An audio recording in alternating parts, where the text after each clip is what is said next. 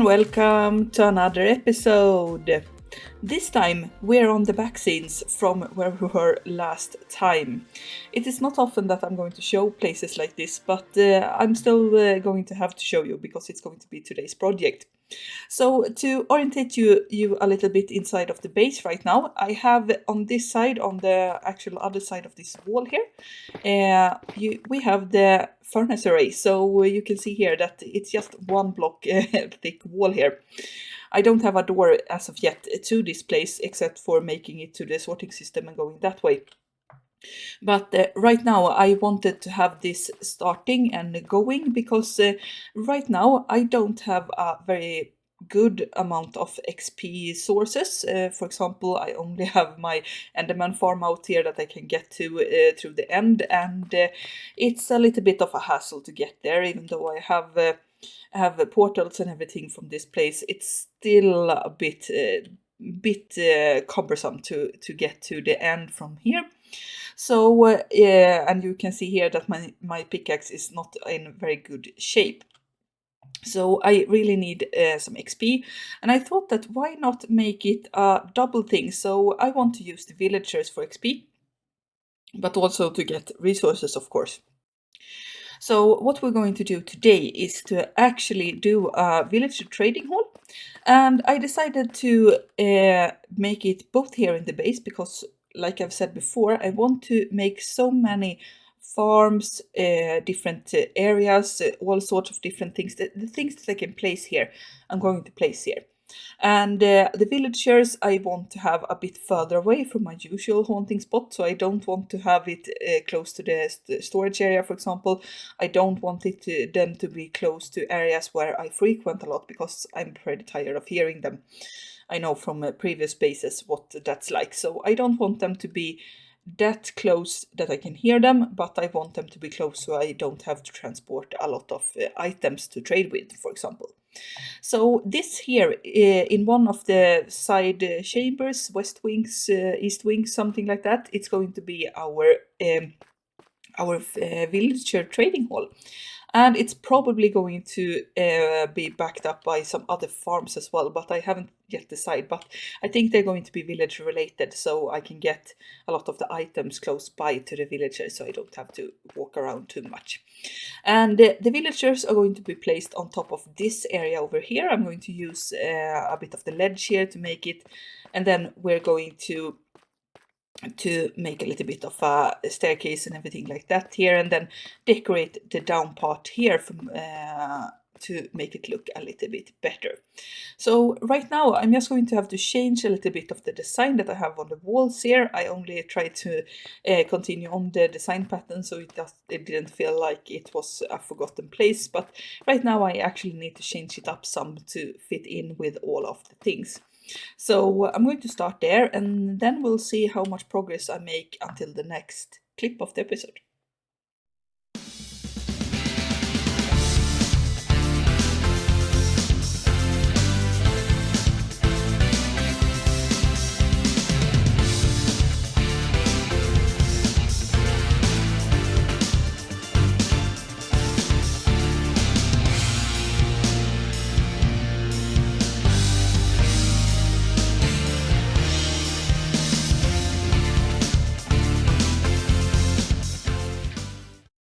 Okay, so a lot of these things has happened, even though maybe not much has been seen except for the time lapse that you just saw. I've been making the villager trading platform, trading hall, I don't really know what to call it just yet. But right now we have a finished actually trading hall, with the exception of not having any items to trade with right now, not here at least. I have a lot of them in my storage system. But right now you can hear that we have villagers down here, and you can see them as well. I'm just going to change the creature sounds a little bit because they are so loud and very annoying. So that's why I started down there. So you can see here that I've been busy, and I have filled each and every one of these cells with villagers. I had one little villager breeding area over there somewhere. They bred up a couple of villagers. I brought most of them over, left 2 at a time, and then they bred more, and just going back and forth while I was doing other projects in the meantime. So right now you can see here that we have all of them in here, and all of everything is finished up here as well. And like I said, we have everything except for the actual trading goods. So I'm just in need of placing down and giving these guys jobs, and then of course starting to trade with them. So we're going to actually start by placing, oh, not that one. We need to place that one, and then going to have I'm just checking my little little list here of things that I need to have. So there, these ones are correct and finished, and then we need these ones, and I think I want to have my clervics next, and then we can have our cartographers, and then our masons, and last we can have the farmers. And okay, so somewhere I have counted this wrong, because there are supposed to be each and every one of them here. Okay, I have to figure this out later on, but right now we have each and every one of them here, and I have to figure out which workstation is missing right now. Okay, and then we have on this side, then we're going to have all of our librarians on the same side. So right now we're going to start over here and work our way back.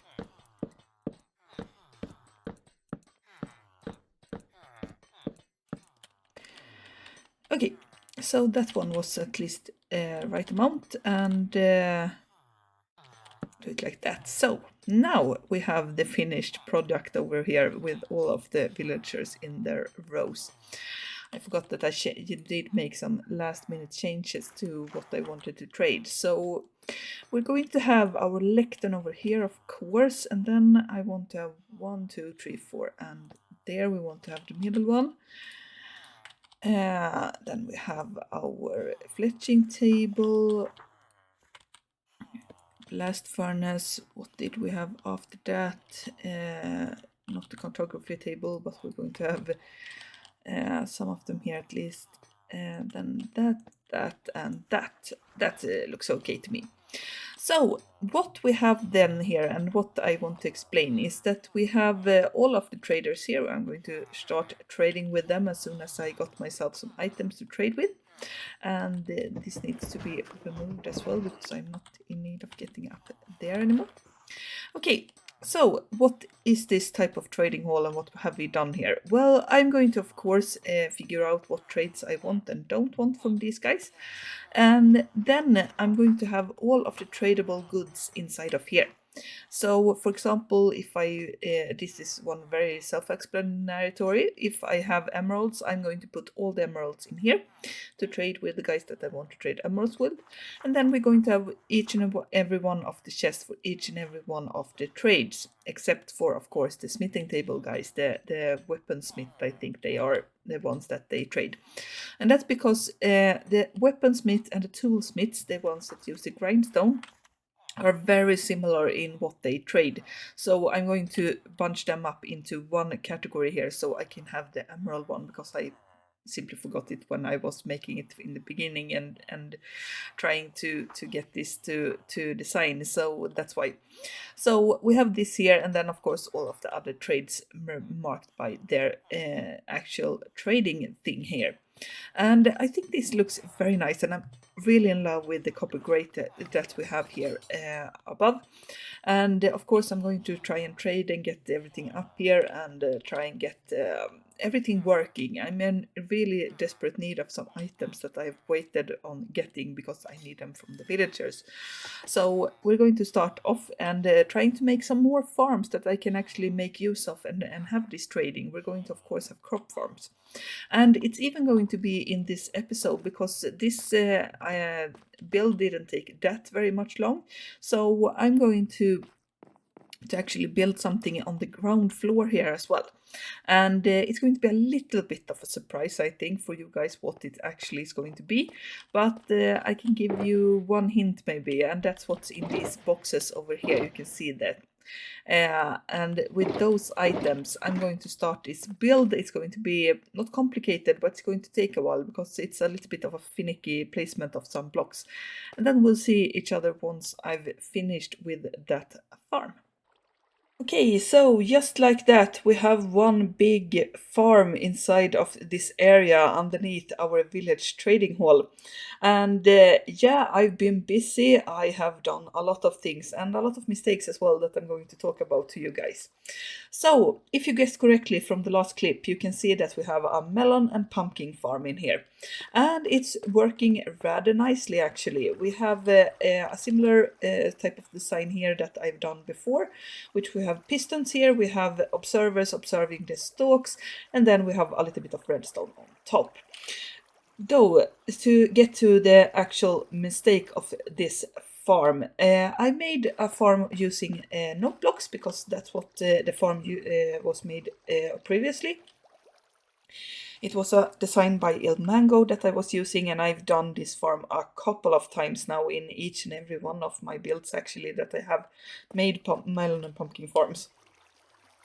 But this time something occurred to me, and something that didn't show up as good in the testing world as it did in my regular world here when I was starting to build. So as you can see, I'm actually going to go on top here and show you guys how it looks on the inside so I can explain it a little bit easier. So you saw there that we had alternating observers and alternating pistons. Here you can see the upper part of the pistons. Each and every one of the observers have is pointing into these blocks here. And then we have redstone in between. Before this, I had redstone blocks instead, or not redstone blocks, I mean the note blocks.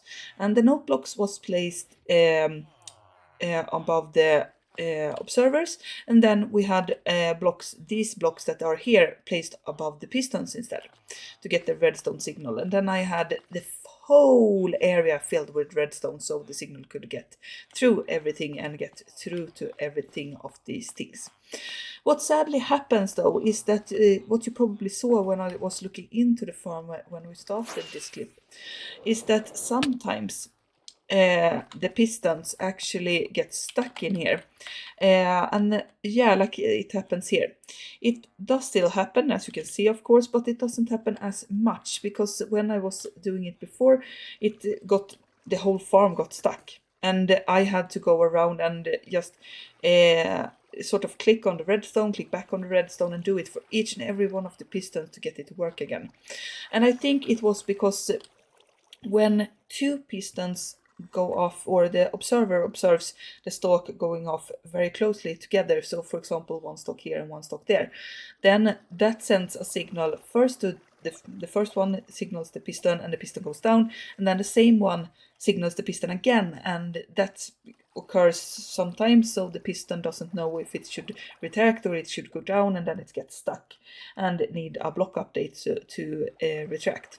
So I decided to just, I have to find a different design, and I went around and tried a bit of the few stuff in the testing world and come up with this.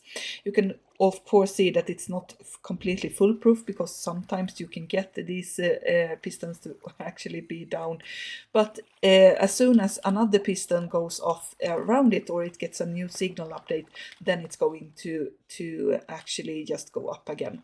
So I feel like this works much better because this doesn't get as stuck as the other one did.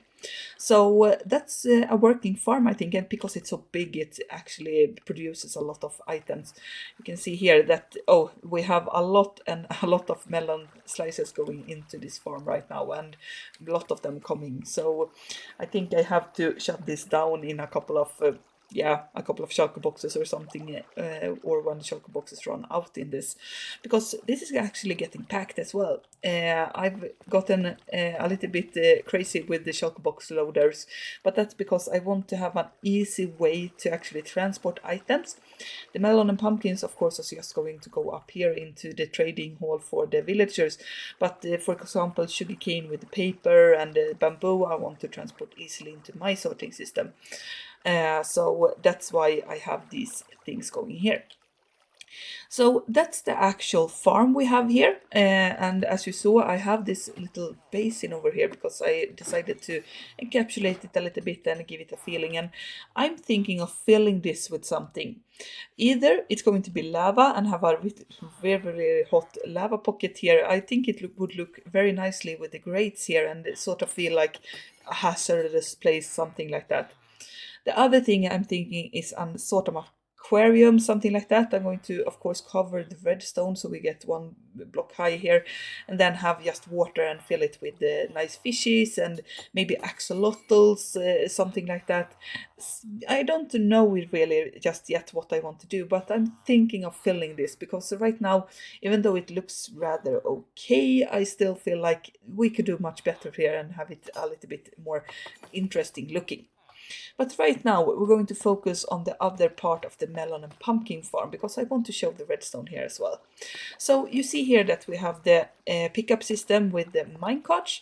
Each and every one of them have a minecart that goes back and forth here.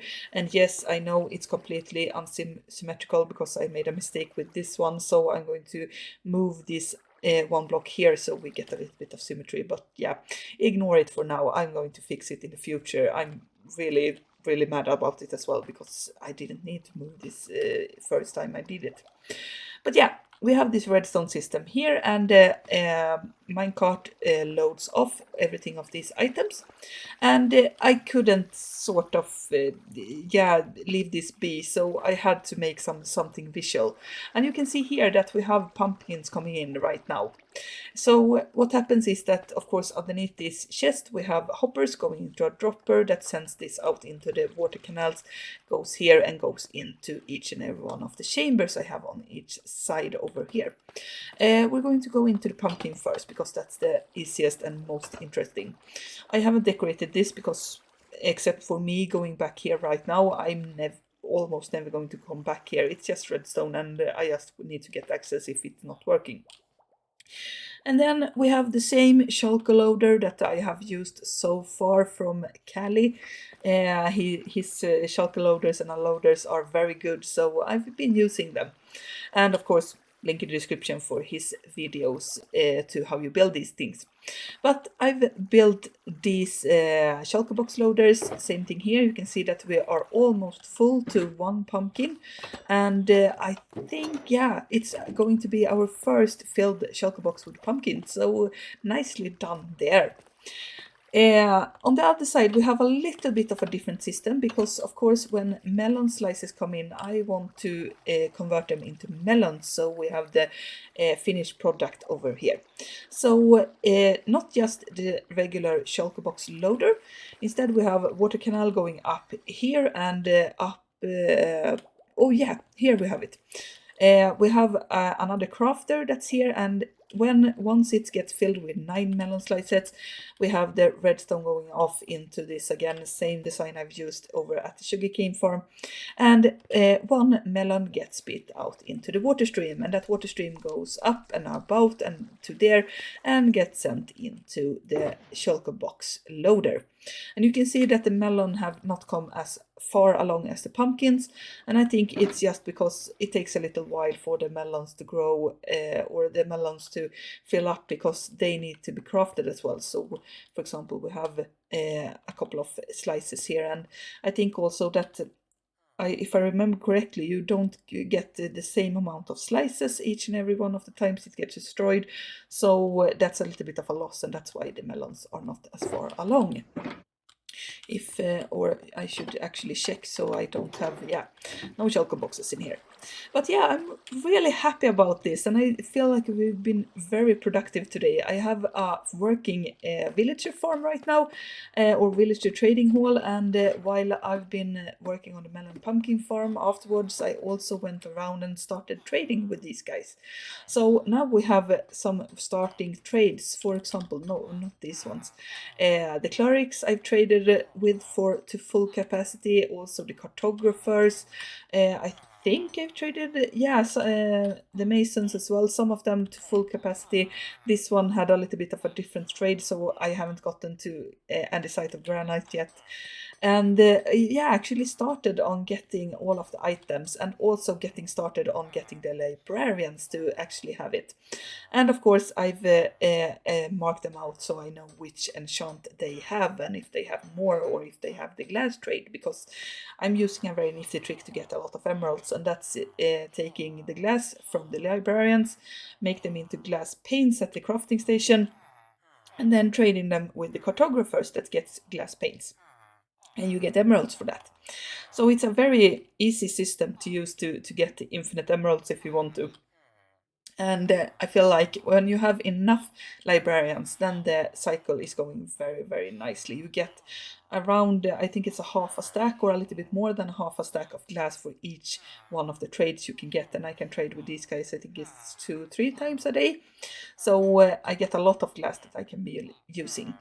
Right now I have a couple of traders left here, and that's because when I went and got all the trades that I have on my items, so in case of items breaking or getting lost or something like that, I can just easily get new items. But still, I want to find out if I want to have another enchantments here that I maybe not be using that much, but could be good to have in a crisis. So, with that, we have 2 things done in this episode, and I'm so on the line to want to continue this. I have a lot of things and a lot of ideas for what I want to do in the base right now. So, with that, I'm going to turn over to you guys. We're going to have the farm in the background, and hope you have enjoyed this episode as much as I did. If you liked it, maybe leave a comment and tell me what you liked about the episode. Don't forget to subscribe either so you don't miss future episodes. We'll see each other. Goodbye.